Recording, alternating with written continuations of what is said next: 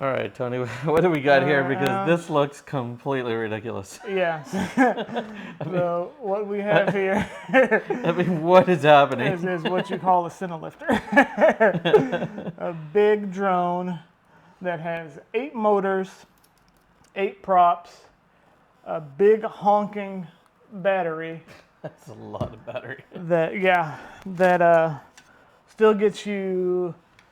I mean, it gets you a decent amount of flight time, but you have all this, one, for redundancy rate, because how this is set up is that for these 4 motors, so there's the 4 motors on top and the 4 motors on the bottom, and how it works is the 4 motors on top are one system, and the 4 on the bottom are another system. So if one of these motors on top happens to go out, or 2 happen to go out, you still have 4 completely working motors on the bottom that get you home. Now, technically, you could fly with only 4 motors. It's not recommended because you will stress those 4 motors trying to carry all this weight. Yeah. But, I was gonna say, this is something else here. But it's redundancy for redundancy's sake, because when you're flying something this expensive, you want to make sure that you have every fail-safe that you can think of. So, and what I'm doing right now is I'm just putting the props on for posterity, just so you can get the full effect of how what it looks like when it's all rigged out. Yeah. Exactly, of how it looks. I was gonna say is that this I should point out is not a gimbal drone, but it's a FPV drone. Yeah. So you can have So it's not what they call a camera drone, because that's what most DJI DJI drones are considered as, because it's very little flying skill involved. It's more so just trying to frame up a shot, right, and all that. Or as the YouTubers will say, it's cinematic, because apparently YouTubers are obsessed with it's cinematic. Now, by the way, just so you everyone out there knows, Tony and I are both part of the local 600 union. So when we talk about working on film sets, we really are working on film sets. Yeah, on actual on actual union film sets. Doing good things. Not to flex on anybody, but just to show that there is a little, I guess credibility and but just sort of the difference between this sort of YouTube stuff is not what we do day in and day out. Oh yeah. You'll see that this video is the first video I will have uploaded in, I don't know, months. So. But that's why you don't hear us using the word cinematic all the time. Oh yeah. Because nobody really says that. Yeah, not in the industry. I put the last 2 props on, and we will go over. I guess we can go over some of the properties of a Cinelifter drone, just so you know the basics of that and why the FX6 is perfect. A perfect application for. Yeah, because this looks like this. I mean, it was intended for this kind of thing, even as bonkers as this looks. Yeah, it looks like this thing shouldn't fly, but when it does fly, it really doesn't. This thing can get you 60, 70 miles going quick, real quick. And it's acrobatic flying too. So yes, acrobatic flips and rolls and chasing and all types of fun stuff like that. So if you have either a character or some type of scenario where you're looking at a POV of, let's say, a superhero or something that has kind of crazy flying abilities, this is the kind of thing that you'd want. Because, exactly. Or even if you wanted like the POV of a mosquito following somebody around, this is what you'd exactly. want. You can get not necessarily this platform, but yes, FPV in general is what you want. Exactly. This would be a little bit too big for a mosquito. Oh, you'll get the sound of mosquitoes, about 1,000 of them. But okay, so yeah, so what we have here is the Lamamba X8 6S Cinelifter drone from Straw Hat Aerials, and So all not that in a DJI. nutshell. Yeah, not a DJI drone. And basically, what that boils down to is Lamamba is the name. X8 is the motors and motor configuration. So there's 8 motors and an X pattern, and 6S is the power system or the type of battery that goes on the drone. So 6-cell 6S battery.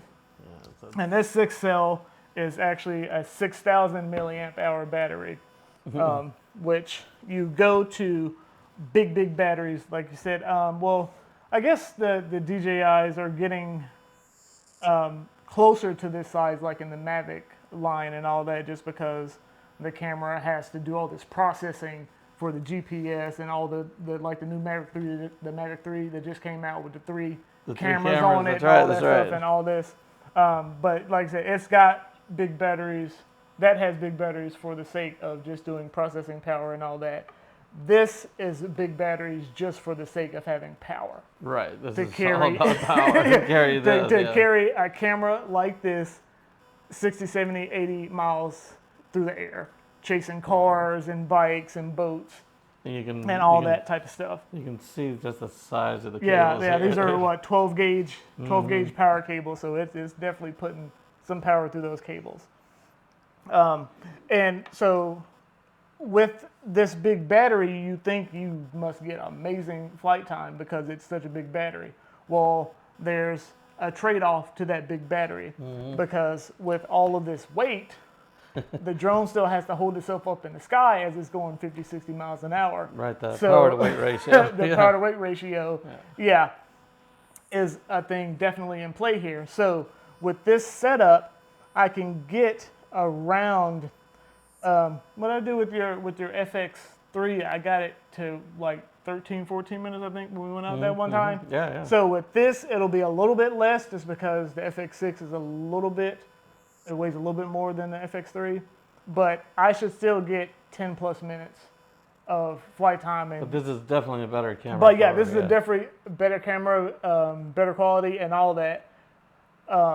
DJI still, they're playing catch up.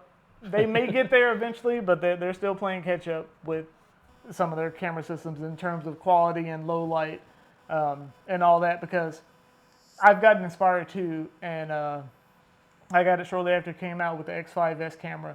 And when it came out, people were doing tests with the X5S, putting it up against Alexas and all that. And it actually was holding its own in the ProRes codec and all that. But still, you put that camera in a low light situation where there's nothing but that camera and one street light, Right. it's going to turn to mush. It's just, yeah, exactly. Yeah. So I should say that even though, I mean, technically you could record RAW in this, but you actually don't need to with these Sony cameras, which is what's so fantastic about this. I was talking to Tony earlier. There's 2 gamut settings that you have with the cinema line of Sony cameras, and that is S-Gamut 3 and S-Gamut 3 Cine. The Cine is actually what most people use, but I have actually started playing around with S-Gamut 3, which is a larger gamut area. So if you're going to do a lot of heavy color grading, or if you're going to be combining it with another camera that shoots RAW, this is perfect. Yeah. And so to go back to the Cinelifter specific application, the battery is big and the battery is heavy. The weight of the drone is heavy, but it's not as heavy, or I guess it kind of mirrors the battery's weight. So when you're carrying all that weight, you want whatever your payload is to be as light as possible to get the most flight time as possible, which is why, again, this is one of the most perfect applications for Cinelifter FPV, because this camera only weighs like 100, or not 100, I wish 100. 100 grams. Like, it only weighs like, what is 890 something grams, which is ridiculous. And with this lens, it's probably just over a kilogram, which is just completely bonkers for what this camera is capable of doing. Like the 4K 120, the raw output, all that. Like and extremely good low light, which is what exactly. we're talking about. I mean, Exactly. it's got a high base ISO of 12,800, which is completely insane, and will probably do 99.9% of everything that we're going to encounter in our Exactly. scenario. Yeah, and whatever scenarios, yeah, because we might actually have to dial it back a little bit. exactly. And again, that's like I said, you would want normally it would be good to, or it would be a good feature for the camera to have a dual base ISO and go up to 12,800 and all that. But you say, well, I'm in a cinema environment, I can just light, and I shouldn't have to worry about cranking the camera all the way up because I should light properly and get the exposure that I want. That is very true. That is very good. If you're doing that, that's amazing. You're doing it right. You're doing it right, exactly. But when you're flying a drone, you're out in the can't- elements right, and you you really can't- can't control Exactly. the lighting that you have. So again, that's why this is a perfect application for Cinelifters, because you have the dual base ISO. and You can We're put it to gonna whatever you get want. some nighttime footage from this pretty soon. Oh so. yeah, definitely some Yeah, test keep footage watching from for this. that, Oh but, yeah, definitely some test footage coming from this.